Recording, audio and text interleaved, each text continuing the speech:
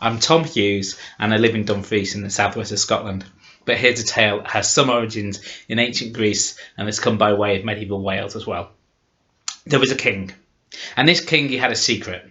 And the secret, it was this, that he had great big donkey's ears sprouting from the top of his head. And to keep that a secret, for he feared that he'd be mocked, he wore a huge tall crown that had to stretch past the top of the tips of those ears. And being a king's crown, it was gold. And the weight of all that gold, it squashed down on his head. It forced his head, squashing it into the neck, his neck into the shoulders. Oh, it was really painful. And that made him bad-tempered and grumpy. But it did help the king keep the secret for several years.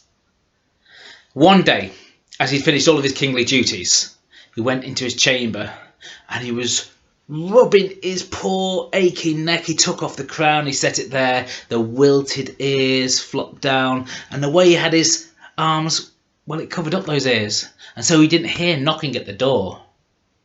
And at the door was a servant bringing him a flagon of wine, and the servant, when he heard no response from inside the king's chamber, he just assumed it was empty, and so he came in with the wine. And the king looked at the servant, and the servant looked at the king, and it was silent for a moment. But then the king said this: "I have kept this secret for many years, and now you know, and you must share this burden with me.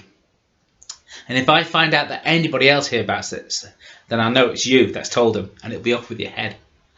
Now this was a loyal servant, and no doubt he would have kept that secret anyway, but the thought of losing his head, it sort of focused his mind, and he kept the secret for a week and 2 weeks. Oh, he was getting desperate though. It's quite a strange thing to think about, but he managed to keep that secret for a whole month.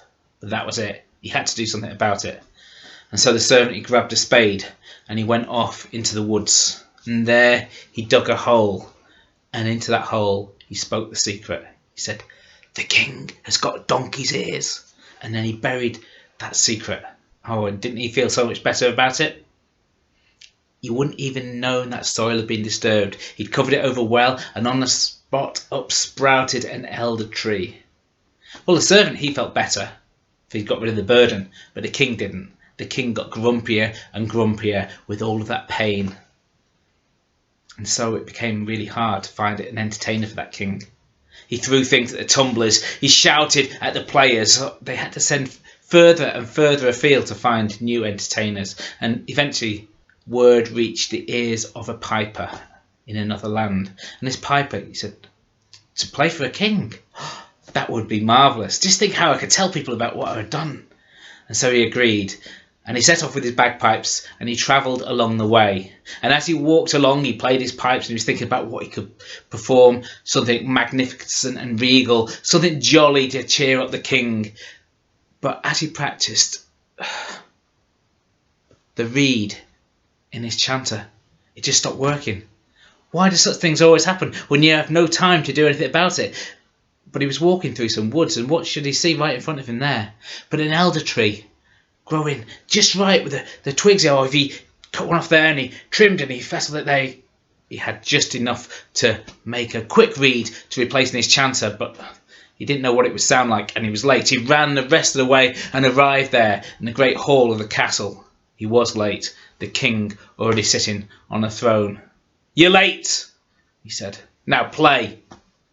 Well, the piper, he blew into the bag as quickly as he could, and he squeezed it. But then something happened that had never happened before. Instead of the melody coming from the chanter, out came, "The king has got donkey's ears, the king has got donkey's ears, the king has got donkey's ears." It echoed around and around, and all the servants came in, all the guests came in. "The king has got donkey's ears." The words went round and round. Everybody was there in the great hall. "The king has got donkey's ears." It echoed until it faded. And the king, in his shame, he bowed his head.